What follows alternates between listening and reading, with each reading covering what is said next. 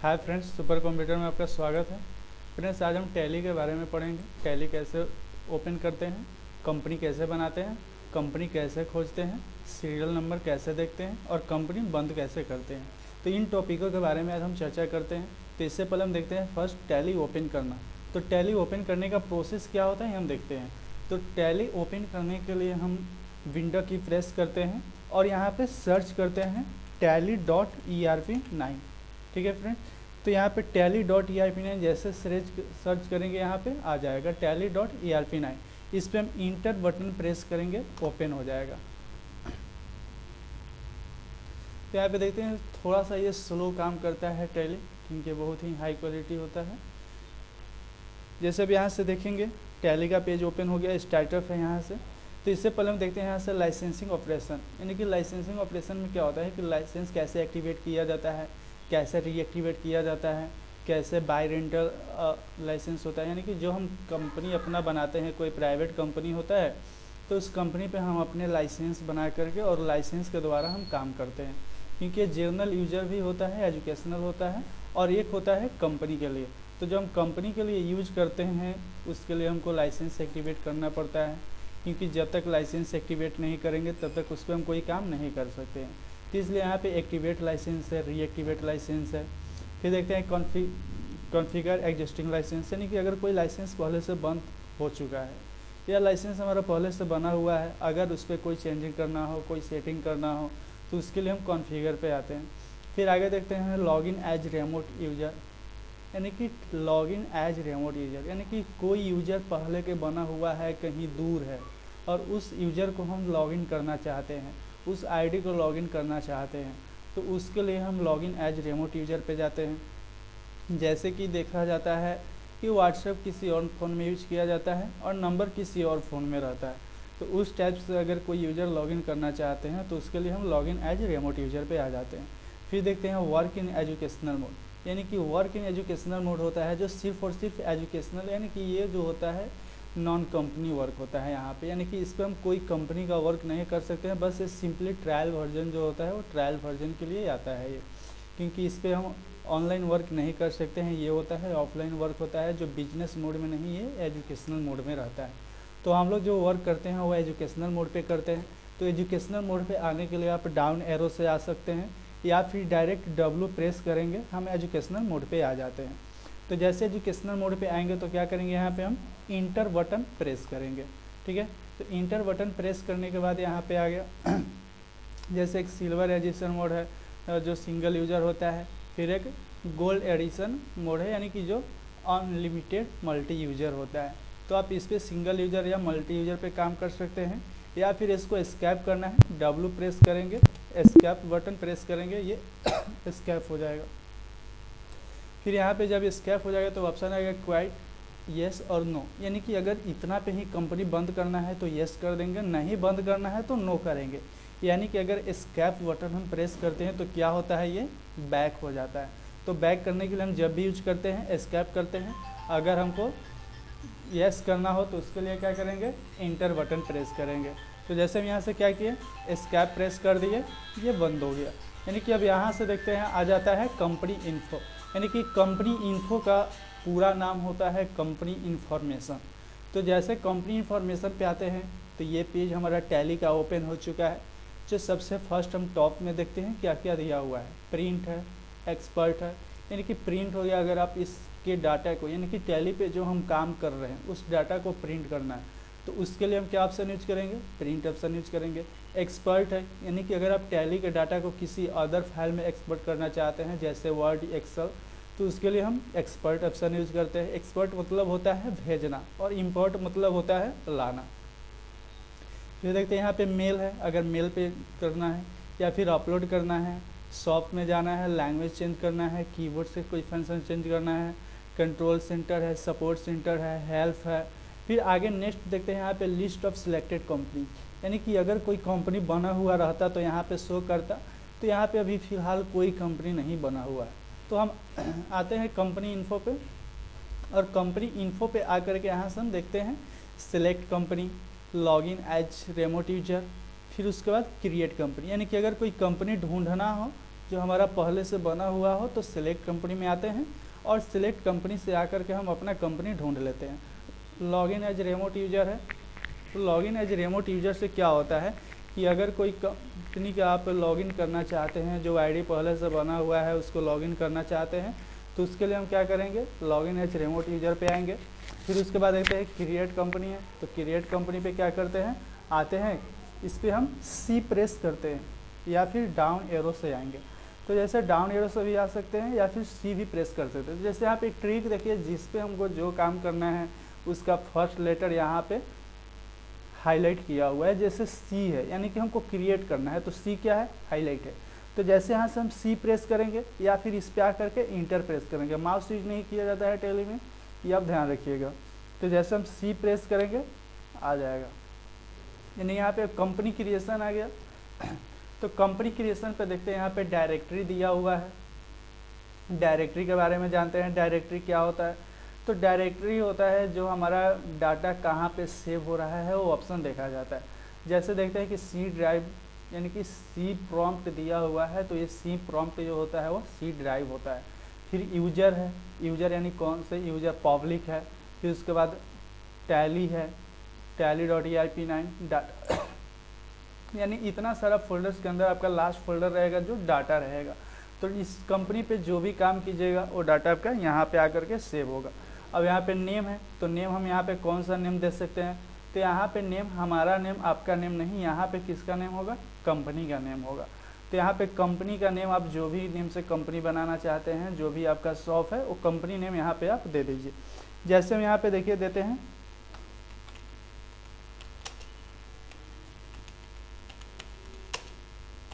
Super computer hub, ठीक है। Inter करते हैं, इंटर करने के बाद यहाँ पे मेलिंग नेम देखते हैं। मेलिंग नेम क्या होता है, मेलिंग नेम होता है कि किस जगह पे हम, किसके पास हम कोई सामान भेज रहे हैं। यानी कि अगर कोई ऑनलाइन परचेजिंग करते हैं या फिर ऑफलाइन ही करते हैं, अगर किसी के पास स्टॉक वगैरह हो, जहाँ पे अगर कोई वस्तुओं को भेजना हो तो उसके लिए हम मेलिंग नेम देते हैं, यानी कि जिसके पास भेजना हो।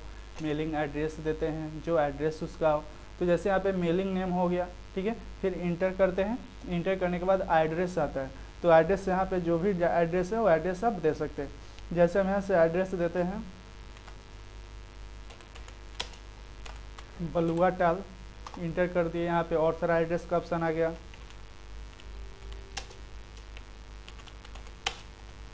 नियर सिटी कार्ट मॉल दे देते हैं, फिर इंटर करते हैं। फिर यहाँ पे मोतिहारी दे देते हैं,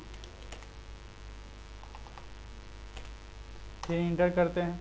और देना है और देंगे, नहीं देना है इंटर कर देंगे। अब देखते हैं यहाँ पे कंट्री, तो कंट्री तो यहाँ पे इंडिया होगा, इंडिया कंट्री चूज कर लेंगे।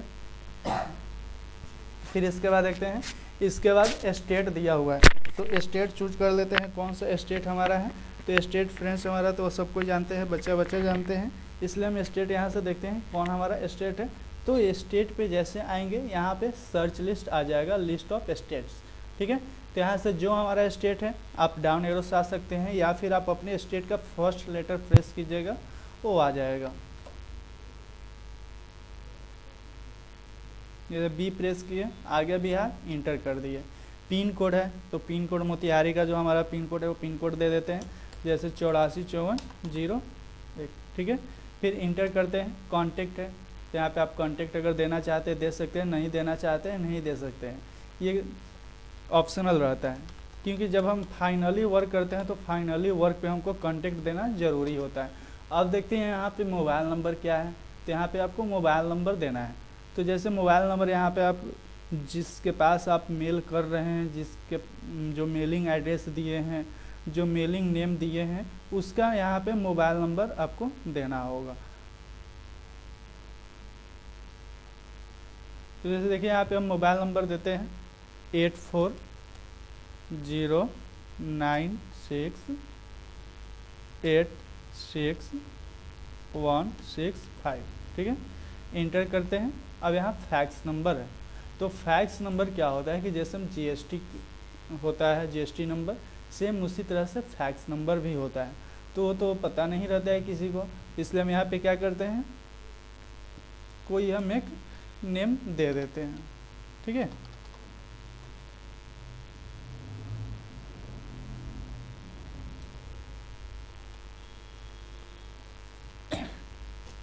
ईमेल है, ईमेल अगर देना चाहते हैं ईमेल दे सकते हैं, नहीं देना चाहते हैं कोई दिक्कत नहीं है, ठीक है।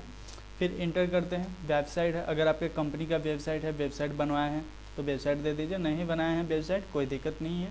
फिर आते हैं यहाँ पे books and financial year details, यानी books and financial year details क्या होता है ये हम जानते हैं।